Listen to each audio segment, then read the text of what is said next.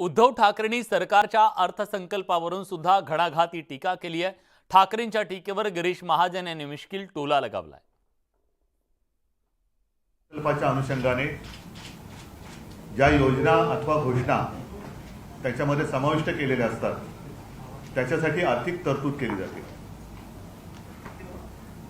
अर्थसंकल्प एका बाजूला म्हटल्यानंतर उद्याचा जो काही घोषणांचा पाऊस पडेल हा गाजर संकल्प असणार आहे, कारण निधी खर्चच होणार नाही। घोषणा आजपर्यंत खूप झाल्या, घोषणांचा पाऊस आणि अंमलबजावणीचा दुष्काळ हे यापूर्वी सुद्धा मी म्हटलेलं आहे।